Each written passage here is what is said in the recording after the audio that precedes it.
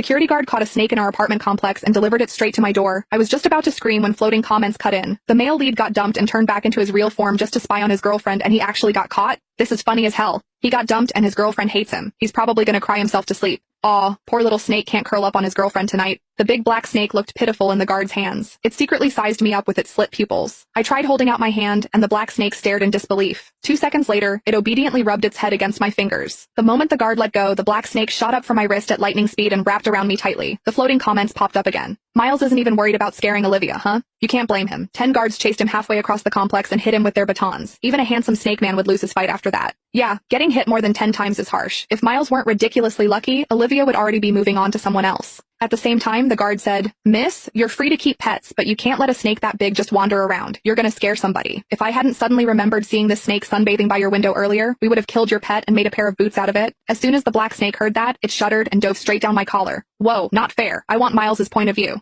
Me too. Talk about turning disaster into a win. Miles seriously lucked out. I tried to soothe the snake tucked against my chest, then hurried to grab the watermelon I had just bought and handed it to the guard. "I'm really sorry. It won't happen again. Here, it's so hot out. Have some cold watermelon." The guard looked a little happier with the watermelon in his hands. He gave me a few reminders and left. I was about to close the door when I felt the black snake burrow deeper. It even flicked its tongue. Damn it. Breaking up with Miles Richardson really was the right call. This jerk of a snake man pretended to be a normal human while dating me, and he wouldn't even let me touch him. Yet when he wanted to take advantage of me, he never once hesitated. I tried to pull the snake out, but it stubbornly wriggled farther in. That slippery, warm sensation glided over my skin. I had felt it in my dreams more times than I could count.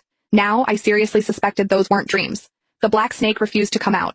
In the end, I had no choice. I let it curl up against me and fall asleep. Miles can finally sleep well. Ever since breaking up with Olivia, he hasn't been able to eat or sleep. He drank himself numb until he finally couldn't take it anymore and turned back into his real form just to see her. I peeked down through my collar at the black snake nestled inside. I didn't get it. Sure, I was the one who suggested the breakup, but he agreed to it too. The reason was simple. Miles wouldn't let me touch him. Imagine dating a guy with a perfect face, long legs, and abs, just to have him tell you he didn't want to get intimate with you. For a while, I even wondered if something was wrong with him, or if he was self-conscious of his size. But every time things almost crossed the line, Miles would grit his teeth, get up, and march into the bathroom to take a cold shower, leaving me alone in the bedroom to clean up the mess. Back then, I thought he must be in love with someone else, and he was saving himself for his one true love. Because of that, Miles and I ended up in a huge blowout fight. "Miles, are you even a man? If you are, then touch me." Miles clenched his fists. A long silence passed before he finally said, "I just want to wait a little longer, until you're ready to accept it." Accept it? Accept what?